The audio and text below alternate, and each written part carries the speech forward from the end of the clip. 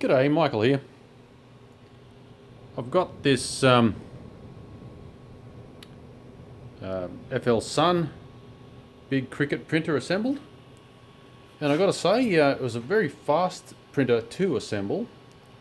That said, I'm not entirely happy with the result.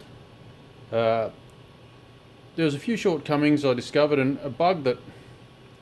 Oops, the camera going right. A few bugs that I discovered, and some of it's the normal thing that happens with something being shipped, but other bits, it's below what I was expecting. The listing in eBay listing was for a fanless hot end, and that's what I was really hoping for. So I'd hoped to see something I hadn't seen before, but this is your typical hot end that you see in basically every Bowden arrangement where you've got a fan cooling the back end of that hot end. Get a different angle. Oops, wrong way.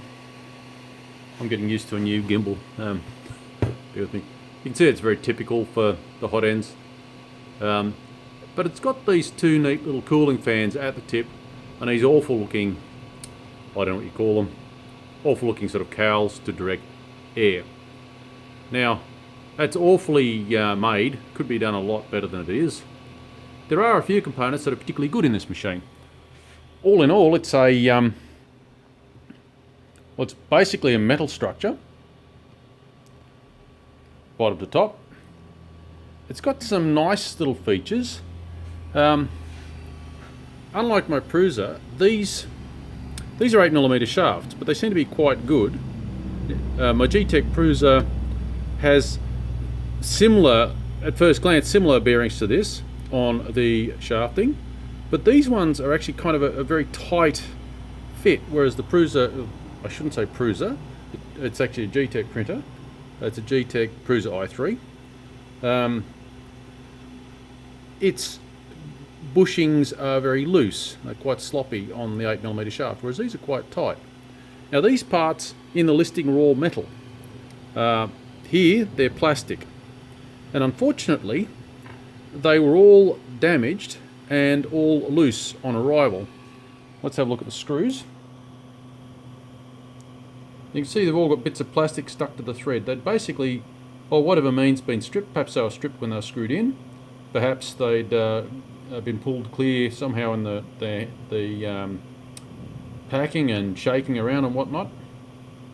But certainly one of them, which I can, oops, the very first one I discovered this feature on, or detail on, was this one here.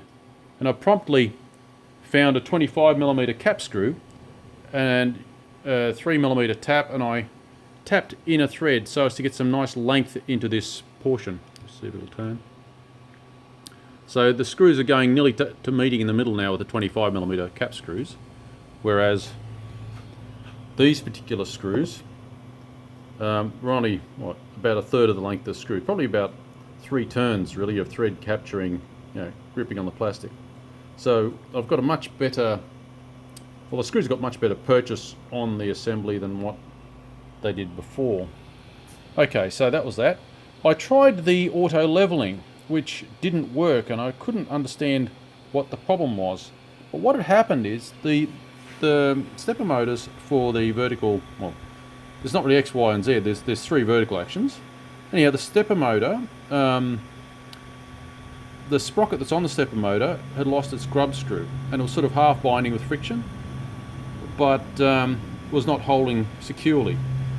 Once I finally discovered that that was the case, I mounted the screw in there and made sure that was tight.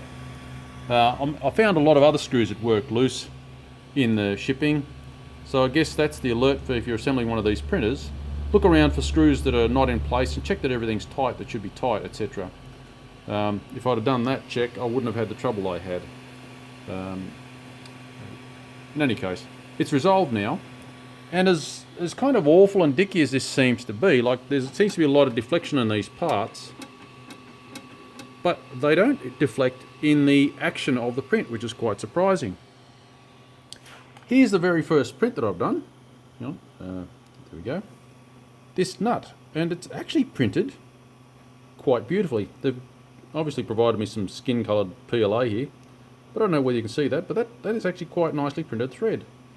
Funny enough, it's better than any of the other threads I've printed. And yeah, so here I am surprised at how, to my mind, a fairly poorly made printer seems to be producing the goods. So evidently it does seem to have what it takes to be a printer. There are printers that will do a much better job, but this being a Delta is actually quite quick. When you see it do a hexagon fill, it's madly impressive as to how this prints.